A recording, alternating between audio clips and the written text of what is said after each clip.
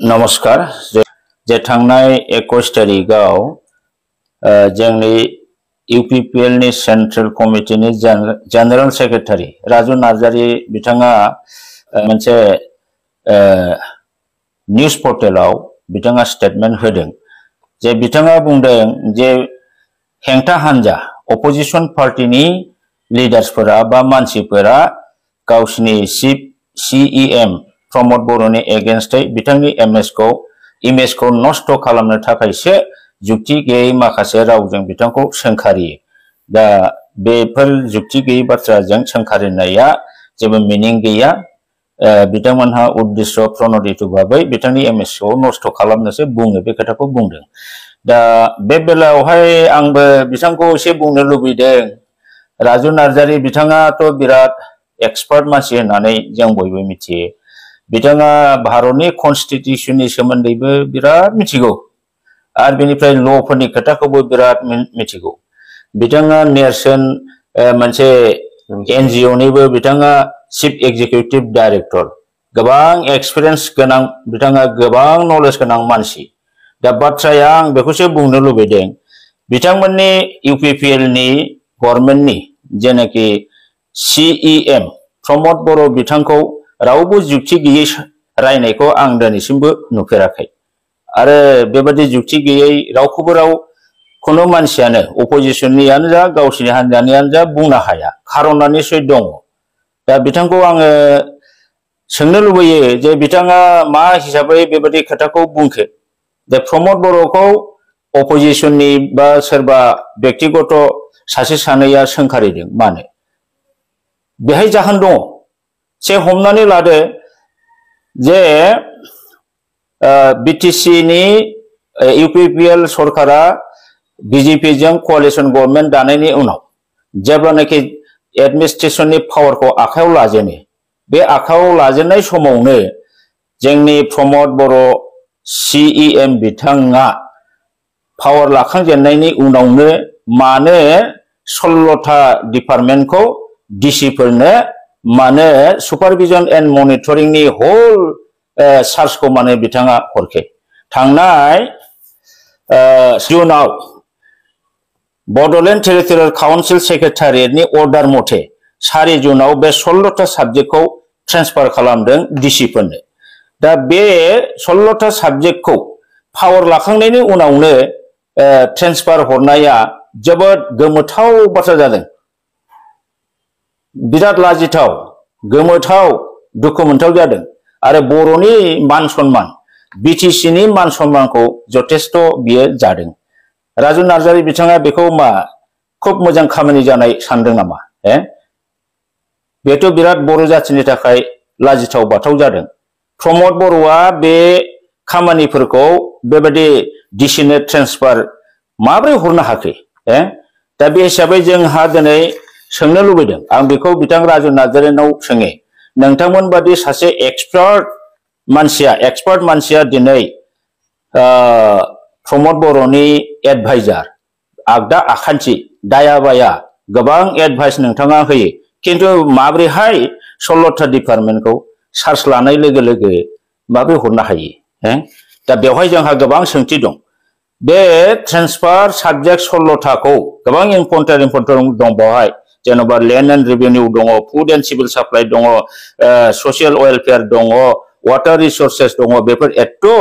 Important सब्जेक्टफोरखौ 16थाखौ मानो हरा? बिनि सैथोआ मा? नोंथां राजु नार्जारीया बुंनो हागोन ना? What is the truth of this transfer of powers to DC? दा मानो हरा बेनि आसल सैथोआ मा खारनाव हरा? नोंथाङा बुंनो हागोन ना राजु नार्जारी? देना बियो प्रमोद बर'आ चीफ एग्जीक्यूटिव मोननायनि थाखाय हिमन्त बिश्व शर्माया सोलोयै बोलोयै लिली हटेलाव ज' खालामनानै प्रमोद बर'खौ खम संख्यानि पार्टीब्लाबो CEM खालामनायनि बेखौ मोनसे बक्सिस एबा पुरस्कार हिसाबै हरखो नामा? जों बिदि सानदों रायजो राजाया। अबसे नोंथांमोनहा सानाखै जानो हागौ। दुलाराय बर' माहारिया दिनै सानदों जे बे पावार हरनाया मानि थाखाय हरखि? ना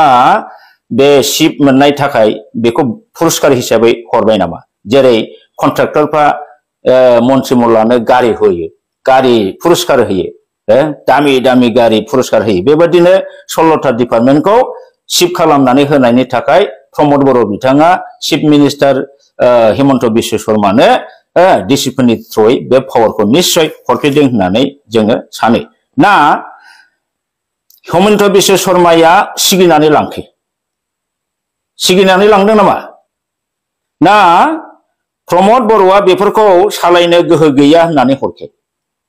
बिथाङा गावखौनो गाव मोनदांबाय नामा जे आङो बेफोरबायदि इम्पर्टेन्ट साबजेक्टखौ आङो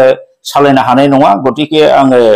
बे जिनिसखौ डिसि सारमोननो हरनोसै होननानै बिथाङा हरखो नामा होमब्ला मा फोरमायो निश्चय बिथाङा गोहो गोलोन्दां हि इज माने इगनरेन्ट बेहा गोहो गैया केपासिटि गैया बे जिनिसखौ फोरमायो आरो नङाब्ला ना बिथाङा प्रमद बर'आ हाजार हाजार कोटि थाखानि बे 16टा डिपार्टमेन्टखौ डिसिफोरनो फानखे बा आसाम गभर्नमेन्टनो फानखे दा बेफोर सोंलुआ जोंनाव फैयो रायजोनाव आरो बेफोरखौ लानानैनो प्रमद बर'नि बे जे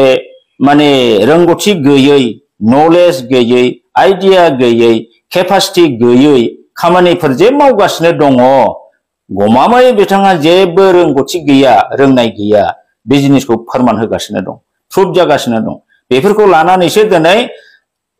अपोजिशन पार्टी होननानै बुङोबा मेनलि बेवहाय बिपिएफ नि पार्टीफ्रा बेखौ समालोचना खालामो सोंखारि बा सासे सानै सचेतन व्यक्तिफ्रा कनसियास व्यक्तिफ्रा बेखौ दुखु मोननानै समालोचना खालामो होमबा बेफोर जेनुइन खोथाखौ लानानै प्रमद बर'नि सायाव फंसे फंनै सैथो खोथाखौ बुङोबा बियो इमेजखौ नष्ट खालामनो बुंनाय जायो नामा नार्जारि नोंथां बे इमेज नष्ट खालामनाय जायो नामा नोंथाङा फिन होदो मा खारननि थाखाय बे 16टा डिपार्टमेन्टखौ हरा दिनै नोंथांमोननि बिटिसि काउन्सिलनि जे पावार जे गभर्नमेन्ट बेनि बिटिसिनि बे बारि बेराया बेसेबां जिलांखो बेसेबां हंला हंथा जिनानै लांदां जाखो जायनि फलाव बेवहाय मोसौ मोसा हाबनाय मोसौ बोरमा हाबगासिनो दं गलांनाया गलांगासिनो दं नोंसोर खेल दं नामा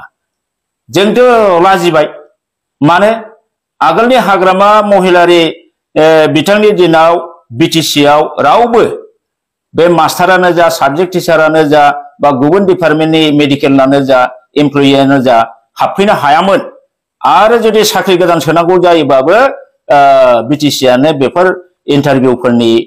माबाखौ सार्कुलारफोरखौ होनानै इन्टारभिउ लानानै होदोंमोन बाहेरानिफ्राय एपइन्टमेन्ट लानानै फैब्लाबो बिसोरो एनअसि मोनैनि थाखाय जइन लानो हायामोन दा दिनै नोंसिनि बिटिसिआव मा जाखो बिटिसिआव मा जाखो राजु नार्जारि नोंथांमोनहाथ' बिराद एक्सपार्ट मानसि नोंसोर मिथिया नामा जे बिटिसिआव थांनाय बोसोराव एडुकेशन डिपार्टमेन्टआव बिटिसिनि बाहेरानि बेसेबां हाई स्कुल आरो हायर सेकेन्डारियाव मास्टारफोर मिस्ट्रेसफोर जइन लाफैदों नोंथाङा मिथिया नामा बेखौ होमबा बे मास्टार आरो मिस्ट्रेस बा साबजेक्ट टिचार बेयो मामोन ट्रेन्सफार साबजेक्टआव एडुकेशन डिपार्टमेन्टनि 3rd ग्रेडनि पोस्ट ट्रेन्सफार साबजेक्टनि बेफोर पोस्टमोन दा बेखौ दिनै मानो होबथानो हायाखै बिटिसिनि बाहेरानि मानसिया बिटिसिनि high school LP school ME school आरो हायर सेकेन्डारियाव माब्रै जइन लाफैनो मोनखो होमबा नोंसिनि एडमिनिस्ट्रेशना बेसेबां लुज बेसेबां नोंसिनि बारिया जिदों स' बाहेरानिफ्राय हाबफैदों स' गलांदों नोंसोर मिथिगौ नामा दा मिथिया नामा आरो बेफोरबादिखौ मिथियाब्ला नोंसोरलाय आरो मारैथो पार्टीनि जेनेरेल सेक्रेटारि पार्टीनि गाहाय बोरैथो जाखो नोंथांमोनहालाय नोंथाङा मिथिगौ नामा जे सेक्रेटारियेट अफिसनिफ्राय बिटिसिनिफ्राय 4 बर' अफिसारफोरखौ बिटिसिनि बाहेरायाव हरबाय सोंनानै नाय नोंसोर रुलिं पार्टीनि मानसि बिटिसि सरकारनि मानसि नोंथांमोनहानो सोंनानै नाय जे 4 बर' अफिसारफोरखौ बिटिसि सेक्रेटारियेटनि स्टाफखौ बर' रोंनाय बर' मानसिखौ मानो बिटिसिनि बाहेरायाव मानो हरखो बेवहाय मानो होबथानो हादिया प्रमद बर'आ बेखौ मिथिगौ ना मिथिया आरो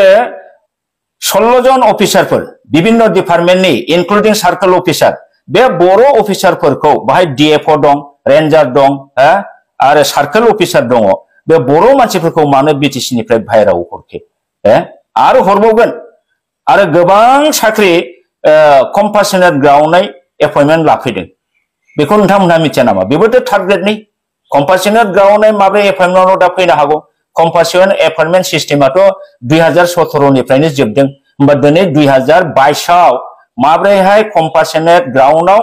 एपइन्टमेन्ट बोरै लाफैनो हायो बिटिसिआव बे गुवाहाटीआव होनो हायै जाब्रा जुब्राफोरखौ दिनै बिटिसिआव नोंसिनि गभर्नमेन्टखौ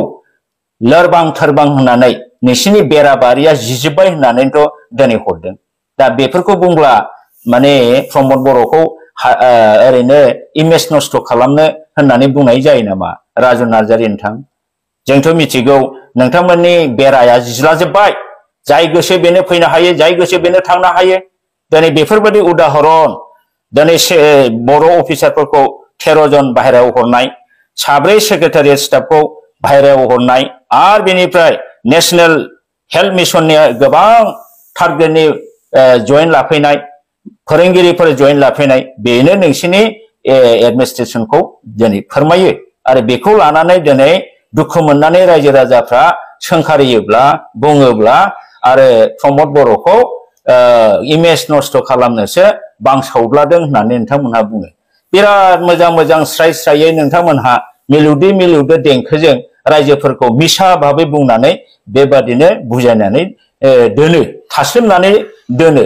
गोदैजों नंखाय बाथ्राखौ बुंनानै रायजो राजाखौ नोंथांमोनहा मा खालामो थगायनानै दोनो दिनै नोंथांमोननि बेफोरखौ नायनानै जों सानो नोंथांमोनहा हाग्रामा महिलाखौ जाम्बा लेखा रोङा बुङो बुंदोंना बुङाखै मोनसे समावथ' हाग्रामाया जेबो रोङा लेखा रोङा बियो बेहा डिग्री गैया माब्रै देश सालायनो बे होनदोंमोन दा नोंथांमोनखौ नायदो नोंथांमोनहा बिराद गोरों मास्टार डिग्री हल्डार PhD हल्डार एक्सपार्ट ल' पास गोजा दिनै नोंसिनि बे UPPL सरकारा अब्ला मानोथो माने साख्रिनि माबानि बिटिसिनि चार्ज मोननाय लोगो लोगो 16टा साबजेक्टखौ मानो माने डिसिफोरनो हरखो हाग्रामाया जाम्बा मानिबाय जों बे जेबो रोङा किन्तु बे हाग्रामा महिलारिया माने 40 साबजेक्ट ट्रान्सफार साबजेक्टखौ लानानै 17टा बोसोर 17 इयार्स बे कमप्लिट 17 इयार्स बे बिराद मोजाङै रायजो खुंदोंमोन बेनो बै समाव खुनु डिसिनि गोनां जायाखैमोन बियो गावनि पावारखौ आं मावनो हाला माखासेखौ डिसिनाव बारहोहरनोसै बेबायदि खोथा मालाबा बुङाखै हराखैबो होमब्ला हाग्रामाया जाम्बा जाय 40टा डिपार्टमेन्टखौ 17 बोसोर सालायदों बे जाम्बा ना नोंसोर पावार मोनग्रो मोना खोथा गैया बाथ्रा गैया 16टा साबजेक्टखौ डिसिनो हरनाया जाम्बा जाखै दा नोंथाङा बिजिरनानै नायदो आरो बेफोरखौ सोंखारियोब्ला आरो नोंथांमोनहा सानो होनो जे प्रमद बर'खौ माने इमेज नष्ट खालामनोसो बुङो दा नंखायनो नोंथांनि बे बुंनाया अनला खारियाव आगान थायै बाथ्रायावनो गोलैदों साख्रिनि बेलायाव नोंथांमोनहा बुंदों रन्जित बसुमतारी EM बिथाङा बुंदों 1100टा पस्ट थांनाय बारनि आसाम सरकारा जेनेरेल जेनेखि एपइन्टमेन्टनि थाखाय थार्ड ग्रेड फोर्थ ग्रेडनि जे रिटेन टेस्ट इन्टारभिउ लादों बेहाय BTC जों लोब्बा गैया जोंनि BTC पस्टआ BTC आवनो दङ जों दाबो बेखौ एपइन्टमेन्ट होनो हायो बुंदों आरो नोंथांमोनहा गोबां सोद्रोमाया गोबां रोखोमनि फिगार बुंदों जेरै रन्जित बसुमतारीया सानसेखालि प्रेस मिटआव आं नुदों मोनसे बाइटआव बिथाङा बुंदों जे BTC आव जोंहा 1100टा पस्ट दं जों बेखौ थाबैनो एडभार्टाइजमेन्ट होनानै माने बिना फैसायै गय खान्दिसेबो जायालासेनो साख्रि होगोन होननानै बुंदों आरो डक्टर नीलत स्वर्गियारिया बुंदों जोंनाव 3000निबो बारा पस्ट दङ जों बेखौ थाबै सार्कुलार होनानै एपइन्टमेन्ट होनो हागोन जोंहा 3000टानि बारा पस्ट दं होनदों आरो राजु नार्जारिया दाखालि 21 तारिखआव बुंदों 1800 पस्ट दा आंना कुइसना बे नोंथांमोन लेखा गोरों इन अल राउन्ड एक्सपार्ट मानसिफोरनि बाथ्राया माब्रै गुबुन गुबुन मानसिनि फिगारा बोरै गुबुन गुबुन जायो नोंथांमोननि थार्ड ग्रेड फोर्थ ग्रेडनि भेकेन्सिया रन्जित बसुमतारीनि थाखाय 1100टा डक्टर नीलत स्वर्गियारिनि थाखाय 3000टा आरो राजु नार्जारिनि थाखाय 18टा बबे मोनसेया सैथो जोंहा सन्देह जादों जे BTCआ अफिसा मोनथाम नामा रन्जित बसुमतारीनि अफिस BTCआ आलदा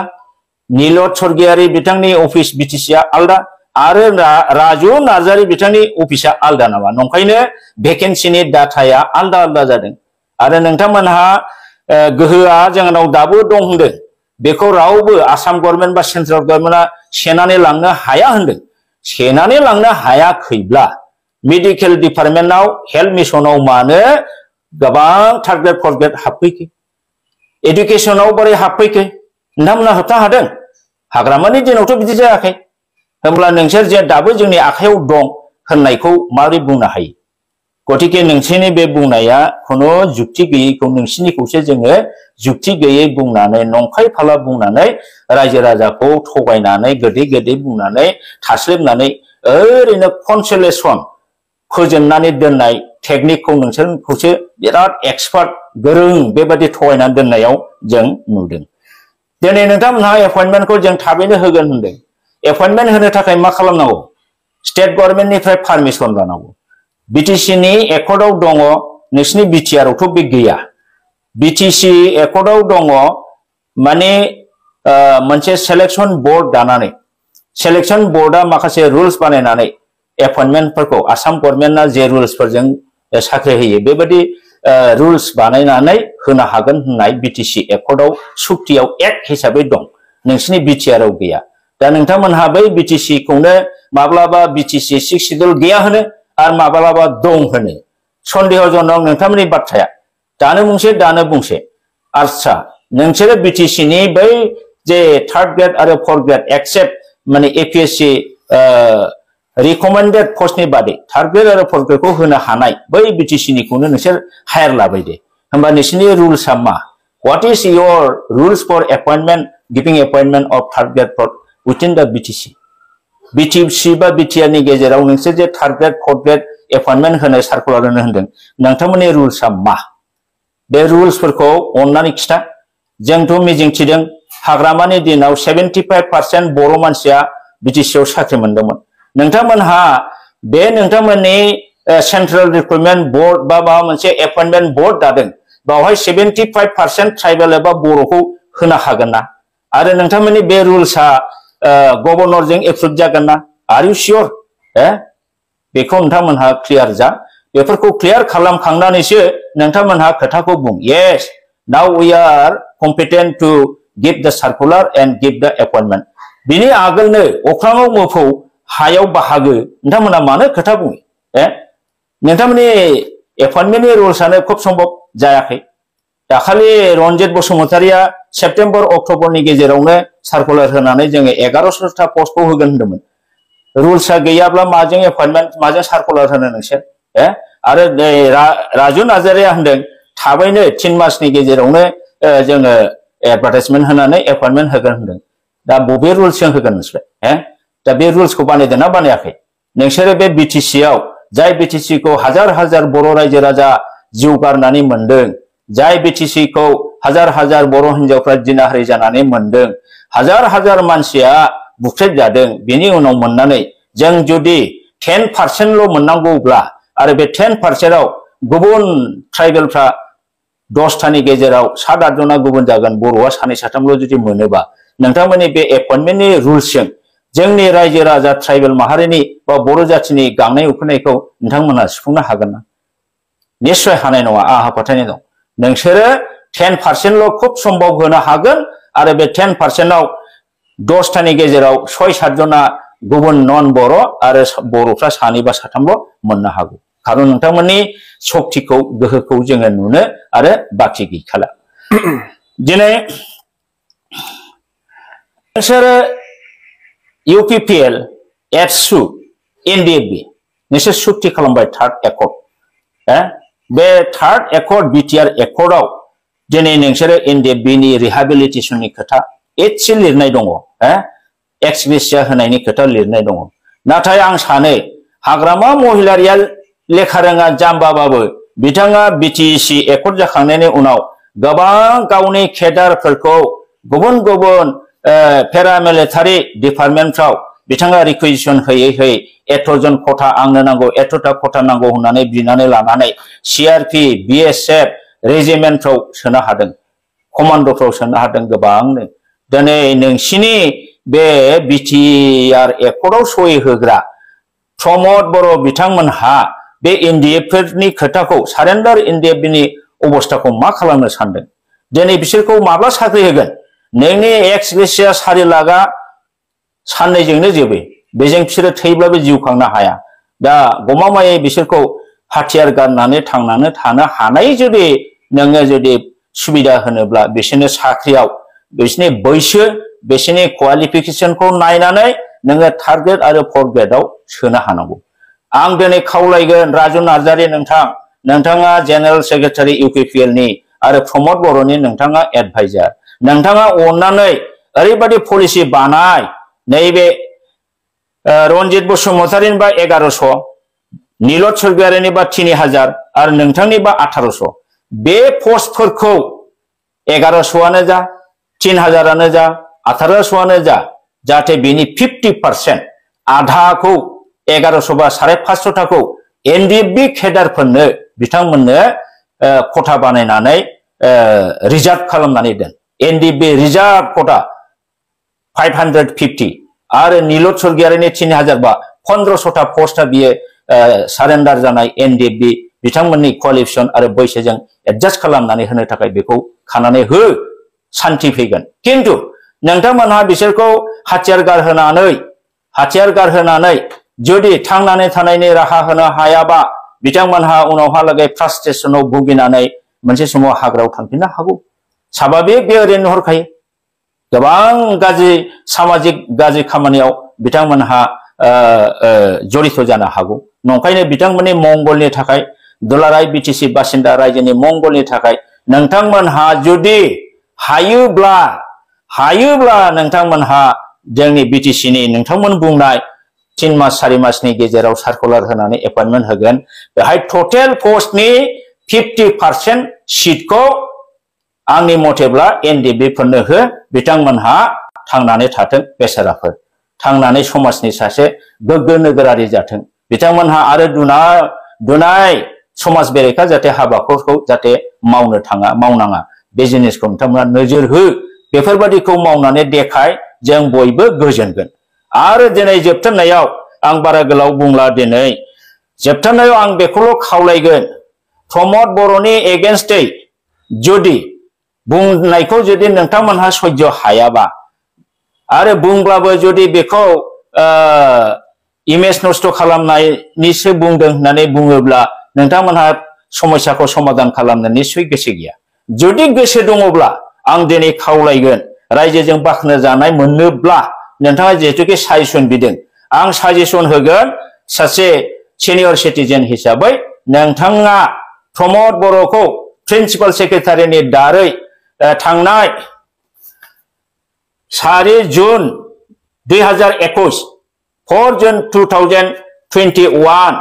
बे अर्डार जे अर्डाराव 16टा डिपार्टमेन्टखौ जे डिसिफोरनो हरदों बे अर्डारखौ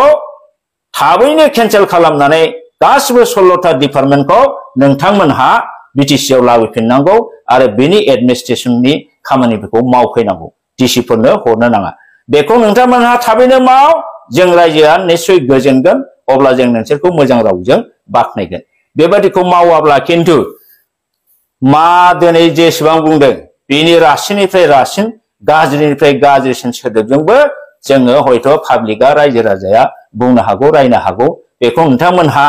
गोदै रावजों थास्लिब थुस्लिब उल्थां फाल्थां ओरै दानस्लाय दुनस्लाय खालामनानै गोजोन होनानै दोनबाल' बेयो किन्तु जानाय नङा आरो एपइन्टमेन्ट पलिसिखौ दहाय जेरै बुंदों बेबादि खालामनानै एनडिएफबिफोरनि थाखाय 50% टटेल भेकेन्सिनि खथाखौ रिजार्भ खालामनानै दोन बेवहाय जाहाथे दस्रा मानसिखौनो रावबो हाबनो हाया आरो बाद बाकी 50% खौ जेनेरेल मानसिफोरनो नोंथांमोना होनायनि बेबस्था ला अब्ला जों बयबो रायजो राजाया निश्चय गोजोनगोन दा दाखालि 21 सेप्तेम्बराव राजु नार्जारि बिथाङा जे बाथ्रा बुंदोंमोन बिनि फिननाय हिसाबै साजेसन हिसाबै आङो बे गुसुं माने प्रेस बिबुंथिखौ दिनै होनाय जाबाय बेलायावहाय आं बेखौनो बुंगोन जोंनि एमएलए बा गुबुन समष्टिनि एमएलए अल आसामनि एमएलएफ्रा जुक्तिनि खोथाखौनो बिसोर बुंदों होननानै आं बुङो बिथांमोन बुंनाया बारा गोरोन्थि जायाखै मानोना बिथांमोननि एकर्डआवनो दंखायो सुक्तियावनो दंखायो नैबे 3 पइन्टआव inclusion of villages contiguous to BTAD and having majority tribal population as demanded by the Bodo organization. Bodo organization na ma biding gausini ekorखौनो गावसोर बुजिनानै सयहोखो ना बुजियाबालासिनो सयहोखो आसरित बे मा मिनिं खालामदों inclusion of villages contiguous to BTAD having majority tribal population demanded by Bodo organization. Bodo organization फ्रा जाय जायखौ दाबि होदों बे दाबि होनाय गामिफ्रा जुदि दानि BTC नि existing BTAD नि contiguous village जायोबा अर्थात खाथियाव नांफादेरनाय गामि जायोबा आरो बे गामिफ्रा जुदि 50% नि बारा ट्राइबल मानसि दङबा बेफोरसो हाबगोन ओमफ्राय बेनि नेक्स्ट क्ल'जआव दं 3.2 आव exclusion of villages currently under BTAD which are contiguous to non-6 scheduled areas and have majority non-tribal population. आरो BTC नि बाउन्डारि नि बायरायाव आसामनि BTC नि आउटसाइड नि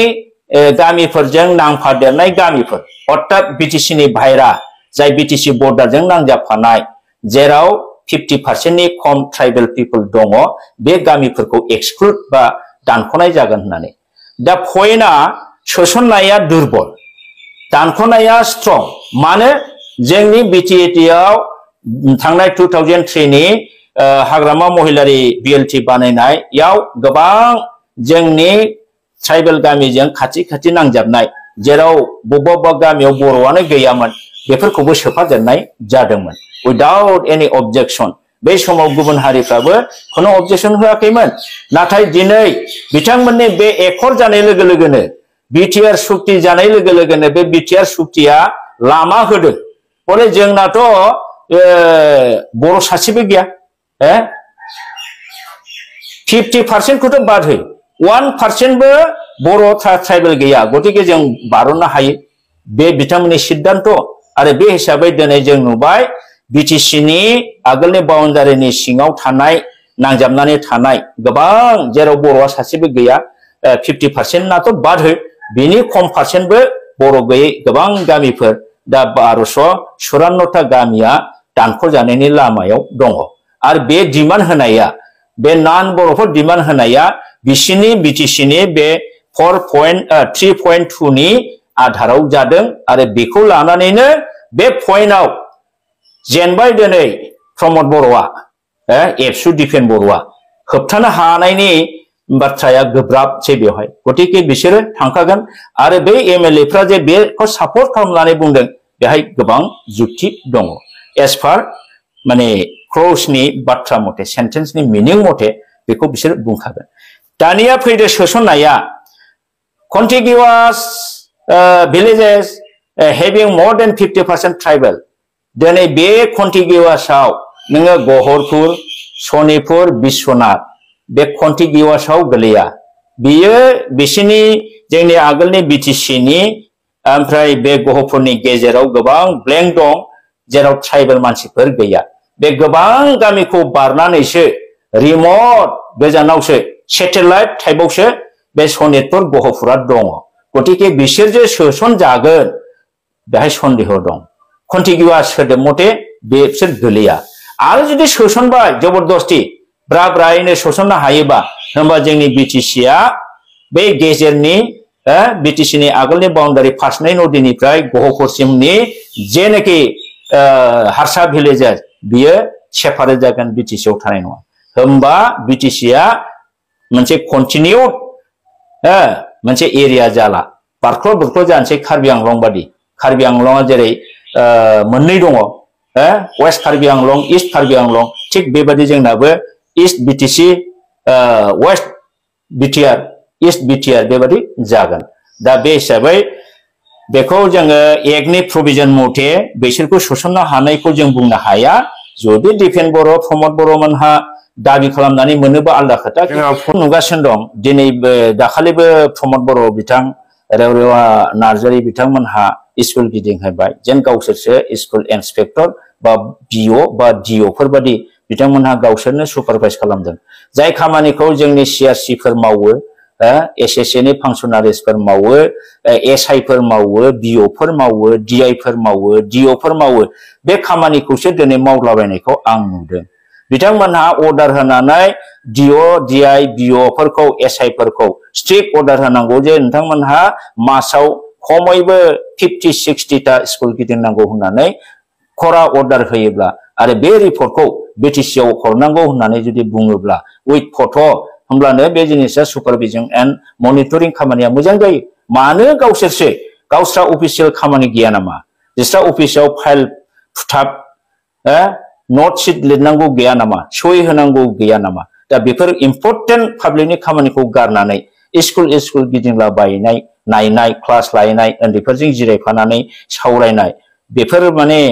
मोनसे साइडजों गावसोरखौ बिराद एक्टिभ जोङो स्कुल गिदिंलानानै हारि सिबिसुला आखलखौ खिन्थानाय जानो हागौ नाथाय बे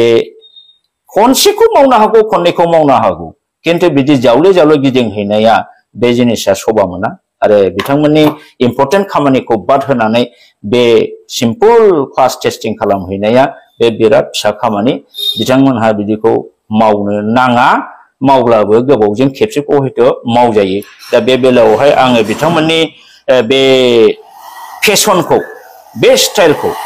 आङो बारा मोजां मोनाखै आरो जुदि बिथांमोनहा बेफोरखौनो मावनानै जुदि इन्टारेस्ट बा they can take appointment as a teacher and do the teacher जब गावसोरनो अपॉइंटमेंट लानानै गावसोरनो मास्टार जाबानो जाबाय बा बिअ डिअ जाबानो जाबाय होमब्ला बिसोर बांसिन आरो नायनो हाबावगोन दा जोबथारनायाव आं मोनसे पॉइंटखौ दा गोसोखांबावदों जोंहा राजु नार्जारी बिथाङा सासे एक्सपार्ट हाईली क्वालिफाइड नेरसोननि executive director chief executive director बिथाङा गोबां गभर्नमेन्टनि ल'बो मिथिगौ कन्स्टिट्यूशननि प्रोविजनफोरखौबो मोजां नलेज मिथिगौ आं बिथांनाव मोनसे सोंनो लुबैदों नैबे बिटिआर एक्टनि 4.4 आ executive functions of BTC shall be exercised through each chief executive officer not below the rank of principal secretary to the government of Assam. Senior most officers of various departments of BTC shall not be below the rank of additional secretary to the government of Assam. बे 4.4 आ बिथांमोनहा जे दिनै BTC 6 शेड्यूलखौ ध्वंस खालामबाय ध्वंस खालामनायनि एक नम्बर एग्जाम्पल हिसाबै 16 डिपार्टमेन्टखौ डिसिफोरनो हरनाय जाबाय दिस इज द मोस्ट जेन्युइन प्रूफ फोरमान जे BTC आ गैला ओमफ्राय सेकेन्डआव जों नुबावदों बे नैबे 4.4 आ executive फांक्शन्स of BTC shall be exercised through its chief executive officer होननाया राजु नार्जारी बिथाङा बे क्लजखौ मा बुजियो आंनि बुजिनाय मथे बियो BTC नि 6 शेड्यूलखौ डाइरेक्ट रोदा हासहरदों माबोरै रोदा हासहरदों चिफ एक्जिक्यूटिव अफिसारा मोनसे कम्पानियावसो थायो बबेबा मोनसे कम्पानियाव चिफ एक्जिक्यूटिव अफिसार थायो आरो आसाम गभर्नमेन्टनि पन्चायती राज सिस्टेमाव गाव पन्चायतनिफ्राय काउन्सिलरनिफ्राय गोजौआव बिसिनि अफिसारखौ बुङो चिफ एक्जिक्यूटिव अफिसार बे चिफ एक्जिक्यूटिव अफिसारा कमप्लिटली पन्चायती राजनि आन्डाराव फैयो बेहा प्रिन्सिपाल सेक्रेटारिनि बेवहाय नो इक्विवेलेन्ट टु लिरदोंबाबो बे ओरैनो लिरनाय रावल बास्तबाव प्रेक्टिकेलाव बे थाया दा बेखौ होनाय लोगो लोगोनो दिनै बिथांमोनहा सोलोयै बोलोयै बर' जाम्बा लिडारफोरखौ प्रमद बर'मोन बादि लिडार दिनै बे राजु नार्जारीमोन बादि लिडार बिसोरखौ वार्डिंजों थगायनानै 6 शेड्यूलखौ ध्वंस खालामनो नागिरदों अर्थात प्रिन्सिपाल सेक्रेटारिनि जायगायाव चिफ एक्जिक्यूटिव अफिसारखौ माने दायित्व होनो नागिरदों लासैनो बिथांमोनहा चिफ एक्जिक्यूटिव अफिसारा जुदि एपइन्टमेन्ट जायोबा प्रिन्सिपाल सेक्रेटारिखौ बोखारगोन गुबुन गुबुन सेक्रेटारिखौ बोखारगोन बेबादि बोखारनानै लांजोबोबा BTC आ जे 6 शेड्यूल एडमिनिस्ट्रेशन गैला बेखौ बुजायगोन माने 6 शेड्यूलाव BTC आ लेजिस्लेटिव पावर दं लेजिस्लेटिव एडमिनिस्ट्रेटिव फाइनेंशियल पावर दं दा लेजिस्लेटिव जेराव थायो बेवहाय सेक्रेटारियेट थायो जेरै आसामा एसेम्बलियाव सेक्रेटारियेटफोर थायो जेरै बेफोरखौ chief secretary additional chief secretary principal secretary secretary and कमिशनारफोरजों जेरै सालायो आसाम स्टेटनि बे एडमिनिस्ट्रेशननि खामानिखौ थिक बेबादिनो BTC आव बे जिहेतुके मोनसे सेमि गभर्नमेंट टाइप काउन्सिल बाबो एडमिनिस्ट्रेशननि सिस्टेमा मालाय हाग्रामा महिलारिनो एकदम मिनि स्टेट अंडर द स्टेट बे स्टेटआव बे सेक्रेटारियेट काउन्सिल कमप्लेक्सखौ होदोंमोन खारन बेहा लेजिस्लेटिभ पावर दं बिसोर आयेन बानायगोन कानुन बानायगोन एपइन्टमेन्ट होगोन बेफोरखौ मावफुंनो थाखाय प्रिन्सिपाल सेक्रेटारिनि आन्डाराव सेक्रेटारिसफोर थायो जइन्ट सेक्रेटारिफोर थायो डेपुटि सेक्रेटारिफोर थायो आन्डार सेक्रेटारिफोर थायो मोनसे स्टेटआव जेसेबां स्ट्राक्चार दं अल दि स्ट्राक्चारहा बिटिसिआ दंमोन दा बे जिनिसखौ असमियाफ्रा दिनै सैयाखै शौविनिस्ट असमिया होनो नंखायनो बिसोरो बेखौ हिंसा जादों बा जोंनि आसामावनो थानानै बिटिसिआ माथो मोनसे रायजो बादि जाबाय बे मेगन सानाया दिनैनि नङा 2003 निफ्रायनो बिसोर मेगन सायै फैनानै दिनै नुफैबाय दिनै प्रमद बर' दिपेन बर' बिसोरनि दारै बेखौ धंस खालामनायनि स्कपखौ बिसोर दिनै मोनफैबाय बिसोर जोंनि मोजांखौनो नायनो हाया नंखायनो बे हेमन्त बिश्व शर्मा असमिया मानसिफोरजों जोङो मालाबाबो जों गोरोबनो हाया बा बिसोरजों जोंखौ जेब्लाबो नासयनानै सोबख्ल'नानै जायो बे होननाय खोथाफ्रा दिनै फोरमान जाबाय बोरै सोलोयै बोलोयै खायदायै बोरै बिटिसि 6 सिडुल माने ट्राइबेल एडमिनिस्ट्रेशनखौ धंस खालामनानै जेनेरेल पन्चायत सिस्टेमजों एडमिनिस्ट्रेशन होनाय सिस्टेमखौ दिनै लाबोजोबबाय बेफोरखौ नुनानै दिनै बे राजु नार्जारिखौनो होन प्रमद बर'खौनो होन सोरबा गोविन्द बसुमतारीखौनो होन बिसोरनाव बर' बा ट्राइबेलनि सेन्टिमेन्ट दंना गैया बे गावसिनि एडमिनिस्ट्रेटिभ पावारखौ पलिटिकल पावार एडमिनिस्ट्रेटिभ पावारखौ गासिबो जे माने धंस खालामजोबबाय गावसिनाव लांफिनजोबबाय दिनै मानो रियेलाइज खालामाखै ना रियेलाइज खालामदोंबाबो सिङाव दोनखोमादों दुखु गोनां बाथ्राया बे दा बे क्लजनि दारै 6 सिडुल ट्राइबेल माने एडमिनिस्ट्रेशनखौ टोटली धंस खालामनाय जों बेखौ नुदों आरो बेनि दारैनो दा नंखायनो बिटिसिआ गैला 6 सिडुल नंला बेखौ बिसोर माने साननानै लादों आरो प्रेक्टिकलाव हेमन्त बिश्व शर्माया बेखौनो बाहायदों जायनि फलाव 3rd ग्रेड 4th ग्रेडनि पोस्टफोरखौ बिटिसिहा खुनु अथरिटी गैला बेखौबो बिसोरो क्लियार आरो बेखौ दा खामानि मावनानै बिसोर देखायबाय गोबां मेडिकेलाव 3rd ग्रेड 4th ग्रेड हरबाय एडुकेशन डिपार्टमेन्टआव हरबाय आरो दासिम हरगासिनो दंबावो आरो बिसोर जिहेतुके ट्राइबेल बिरोधी एंटि ट्राइबेल बर' मानसिखौ नायनो हाया नंखायनो बिटिसिआव बर' अफिसार थायोब्ला बर'फोरखौ अनगोन बर'फ्रा माने मोजां रायलायनानै डेभेलपमेन्टनि खामानिखौ मावनो हागोन होननानै बर' अफिसारफोरखौ बिसोरो दस्रायाव बारहोजोबनानै 13 जन बर' अफिसारखौ बिटिसिनिफ्राय दस्रायाव बारहोहरनानै नन नयिं बर' रोङै अफिसारफोरखौ दिनै लाबोदों जाहाथे ट्राइबेल बा बर' मानसिफ्रा डिप्राइभ जायो भाषा रोङियालाय जोंजों मा रायलायनो बेनो मा नोङो मोजां गाज्रि मा खिन्थानो दिनै जायनि फलाव बिटिसि सेक्रेटारियेटआव जोंनि बर' मानसिफोर थांब्ला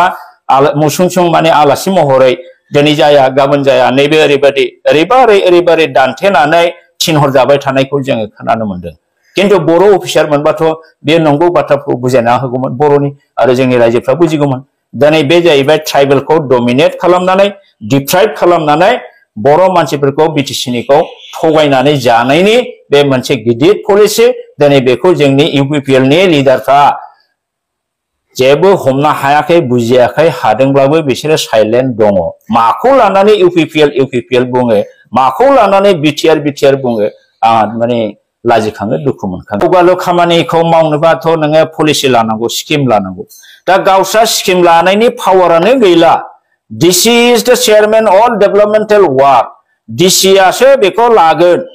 गावस्रा लानांगौनि खोथानो गैला गोदोनि हाग्रामा महिलारिनि बिटिसिआव बहाबा दालां नांगौ बहाबा रिपेयार नांगौ बहाबा माबा न' नांगौ बहाबा बायदिसिना ग्रेन्ट नांगौ गावसोरनो लाजोबनो हायोमोन आरो बिटिसिआव फैनाय फान्डफोरखौ गावसोरनो बाहायनो हायोमोन दा मा जोंनि दानि इएमफ्रा पन्चायत प्रेसिडेन्टनि देरसिन नङा नंखायनो बिसोरो मोनसेबो स्किम खालामनो हाया दा बे हिसाबै बिसोरो मोनसेबो गोदान स्किम लानो हानांगौआ जेब्लानाखि डिसिफ्रा लागोन अब्ला जागोन डिसिफ्रा जेब्ला लाया बिसोर लानो हाया ओमफ्राय दुखु गोनां बाथ्राया जों मिथियो खोनागासिनो दङ बिसोरो फान्डबो लाबोनो रोङा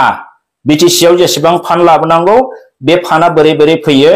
गुवाहाटीजों बोरै जगाजग खालामनांगौ बिनि नलेजफ्रा बिथांमोनहा एकदम गैया होननानै जोङो मिथिदों बरन्स जेखिनि फान्ड थांनाय बोसोराव फैदोंमोन बेनिफ्राय 10% बारायनानै फैनांगौमोन दा 10% बारायनाय नङा खमायनानैसो फैदों होननाय जों खोनादों बा फानानो फैयाबा बिथांमोना फान लाबोनायनि पलिसिखौनो लानो रोङाबा बिनि थाखाय जगाजगखौनो जुदि रोङाब्ला खालि स्कुल नायदिंब्लाबाय थानानै अफिस गिदिंब्लाबाय थानानैल' टाइमखौ पास खालामोबा बिसोरो मा डेभेलपमेन्ट लाबोगोन जेबो लाबोनो हाया बेखौ पार्टीनि बाथ्राखौ आं बेखौनो बुङो बिथांमोनहा सबसे मिसुलिया माने थगायसुला माने पलिटिकल पार्टी होननानैबो बुंजायो माने रायजो राजाखौ ओरैनो नंखाय बाथ्राफोरजों गोदै गोदै सफ्लानानै साजाय बुंनानै गोदै रोमै होननानै बिसोरो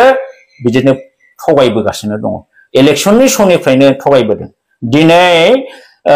प्रमद बर'आ गासिबो भेन्सार स्कुलफोरखौ बिटिसिनिखौ आं गभर्नमेन्ट खालामगोन रायजोफोर होननानै बिथांमोनहा बुंबोदों दिनै बहा जाखो दिनैसिमबोथ' गैया बरन्स कलेजफोरखौ दाखालि 10टा कलेजखौ प्रमद बर'आ करिब एटु होननानै हेमन्त बिश्व शर्माजों ब्लड थांजाबाय बर' बिटिसिआ पस्ट क्रिएट खालामनो हायो नामा पस्ट थाखानायखौसो बिटिसिआ फाइनान्सियेल एलकेशन लाबोनानै पेमेन्टखौ होनो हायो दा नोङो प्रभिन्सियेलाइज खालामनाय माने मा गोदान पस्ट क्रिएट खालामनाय बे गोदान पस्ट क्रिएट खालामनाया कलेजफोरनि लेक्चारार प्रिन्सिपालनिया फोर्थ ग्रेडनिया बेयो गुवाहाटीनि फाइनान्स डिपार्टमेन्टआव बे जिनिसा क्रिएट जानांगौ फाइनान्सआव बे हाबनांगौ पार्मानेन्टलि अब्लासो बे पस्टआ जायो दा प्रमद बर'हा बे केपासिटी गैया केपासिटी गैयैखौ मिथिखानानैबो एटु प्रमद बर'आ करिब होनलांनाया प्रमद बर'खौ बेसेबां बोरमा खालामनाय जादों मानोना बे हाखाया बबे फान्डजों बिटिसिआ बिनि पेमेन्टखौ बोरै मेकआप खालामगोन आरो बिटिसिआथ' नों पस्ट क्रिएट खालामनो हाया सासे लेक्चारारा जुदि इउजिसि नर्मजों बेथन लानांगौबा 1.5 लाख गाहाम जायो बेथना सासेयाव 1.5 लाख होयोबा मोनसे कलेजाव जुदि 12 जनसो जुदि लेक्चारारफोर थायोब्ला होमबा बे गंसे कलेजावनो बिदिनो 20 लाखसो थाखा जायो बा 10टा बा नोङो 2 कोटी एक बोसोराव 2 24 कोटी बे 24 कोटी थाखाखौ बोसोराव माने बिटिसिआ बबेनिफ्राय मेकआप खालामगोन जीवनावबो बेयो इम्पसिबल गतिके बे 10टा कलेजा हमना लादो जाला आरो जुदि काउन्सिलआ प्रोभिन्सियेलाइजथ' हाखाया होमबा बे काउन्सियेलाइज्ड कलेजेस नांगोन काउन्सियेलाइज्ड कलेज बा बे फिक्स पे 10,000 20,000 नि लेक्चारफोरनो होनानै खालामनांगोन होमबा बेखौ जोङो प्रोभिन्सियेलाइज होननो हाला दा बे खोथाखौ माने बिसोरो बुजिखोना बुजिदिया बिसिनि खोथा किन्तु जों बुजिनायाव council has no capacity no authority to provincialize the colleges because of lack of fund दिनै बेवहायबो बुंजायो हेमन्त बिश्व शर्माया फारसेनिफ्राय जेरै मनग्लाबदों जिबौआ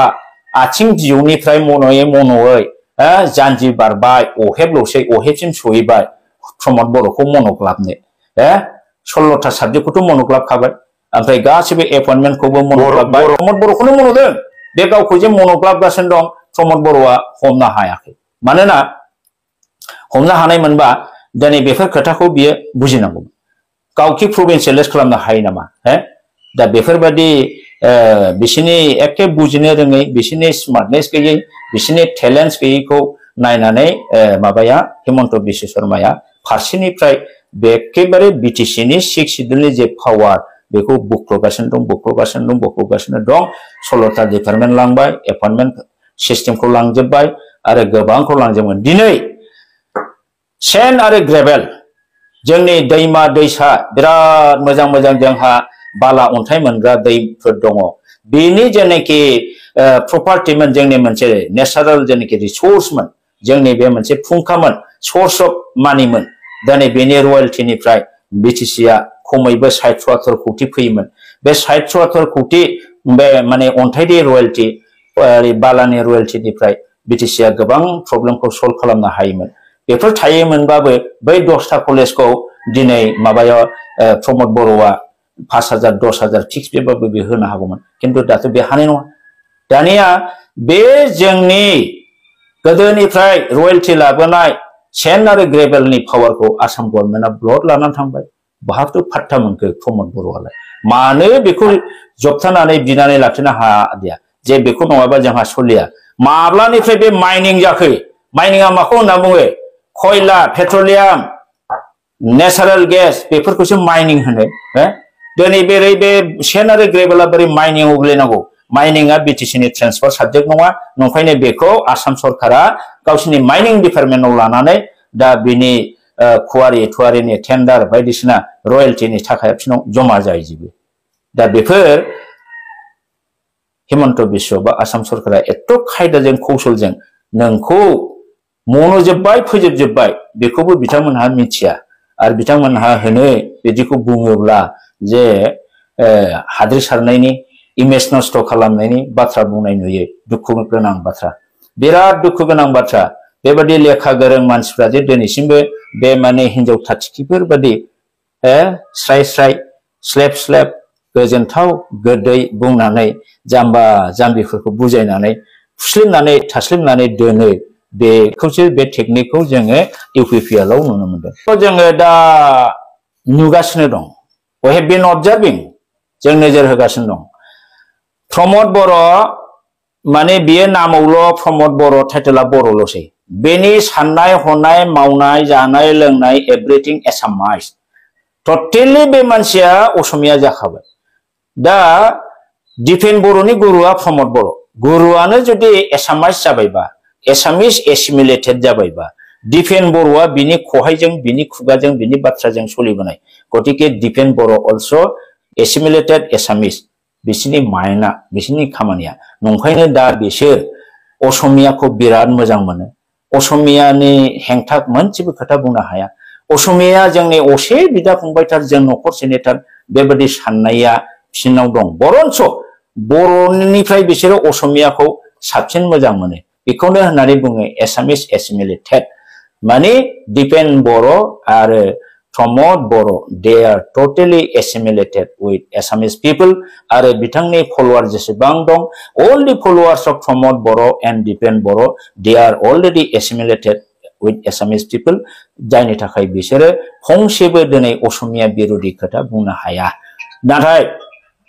बर'फा उपेन्द्रनाथ ब्रह्मआ असमियाफोरखौ मा बुङोमोन बिथाङा बुङोमोन chauvinist Assamese you chauvinist Assamese we cannot stay with you so separate state Bodoland homeland is must be granted must be considered बे खोथाखौ बे बुङोमोन बिथाङा सम सम बुङोमोन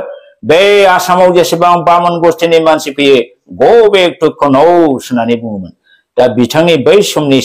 सेन्टिमेन्टजों बिथांनि बुंनायजों दिनै प्रमद बर'मोननि बुंनायजों नाय बहुद डिफारेन्स बिसिनाव बर'नि खुनु सेन्टिमेन्ट गैला सेन्टिमेन्ट दङब्ला बेबादि मावनो हाया नंखायनो बेबादि एसिमिलेटेड माइन्डनि एसामिस एसिमिलेटेड बर' मानसिनि आखायाव जेसेदिन माने पावारा थागोन दिनै जोङो बर'आ ओरैबादि गोहो गोलोंदां जालांगोन नोंहा बर' होननानै गसंनानै खोथा बुंनायनि पावार थानाय नङा दिनै दिपेन बर'आ मा रोखोमनि स्टेटमेन्ट होयो ओंखाम जायै बादि स्टाइलनिसो बियो स्टेटमेन्ट होयो दिनै प्रमद बर'आ गोबां बर'नि बुंनांगौ बाथ्राखौ बुङा बे हिसाबै नों बिसिनि सायाव मा आसा खालामनो हमनानै ला बे प्रमद बर'नि दैदेननायाव all the ABSU are assimilated with Assamese people जायनि फलाव बिसोरो दाखालि बर'फा उपेन्द्रनाथ ब्रह्मनि जायगायाव डक्टर हिमन्त बिश्व शर्मा मुख्यमन्त्रीखौ लाबोनानै बिबार बावहोदों बे खामानिया जे बिसोर जे एसामिस एसिमिलेटेड जाबाय बेनो बिराद मोजां example that Pramod Boro' and Dipen Boro' all the ABSU workers are assimilated with the Assamese people बे बेस्ट मोनसे एग्जाम्पल उपेन्द्रनाथ ब्रह्मआ बे हिमन्त बिश्व शर्मा बा असमिया शौभिनिस्टफोरनि जेसेबां गरामोन दिनै बिथांखौ बिबार बावहोफैबाय बिसोरो आदरनि खालामबाय आर'नाइजों बरायबाय थारमाने गावसोरबो एसामिस जाहैबाय नाथाय हिमन्त शर्मायानो बिश्व शर्मायानो एंटि बर'नि जेसेबां गाज्रि गाज्रि पलिसि जेसेबां गाज्रि गाज्रि आयेन जेसेबां गाज्रि गाज्रि नटिफिकेशन जेसेबां गाज्रि गाज्रि माने गभर्नमेन्ट अर्डार बानायहोदों बे हिमन्तनि दिनाव जादों आरो बे गासिबो उपेन्द्रनाथ ब्रह्मनि एम्स एन्ड अबजेक्टिभ बिनि आदर्श नीतिनि हेंथाजोब दा उपेन्द्रनाथ ब्रह्मनि आदर्श नीतिनि गासिबो हेंथा मानसिखौ बिनि गोथैसालियाव बे मानेकि माबा बिबार बावहोनाया उपेन्द्र ब्रह्मखौ सिबिनाय जायाखै बेखौ माने लाजि फोनांफैनाय जादों दा आंनि मथेबा बेखौ लाबोनो नाङामोन उपेन्द्रनाथ ब्रह्मआ दिनै गोथैखायसो बिथाङा जेबो मिथिला बिथांनि जिउमाया जुदि दिनै दङमोनबा बियो बिराद आपत्ति खालामगौमोन माने डॉक्टर हिमंत बिश्व शर्मानि बिबारखौ बे जोगार हरगौमोन आंहा बे फोथायनाय दङ। दा बे जोंनि हारिनि थाखाय माने जोबोद लाजिथाव बाथ्रासो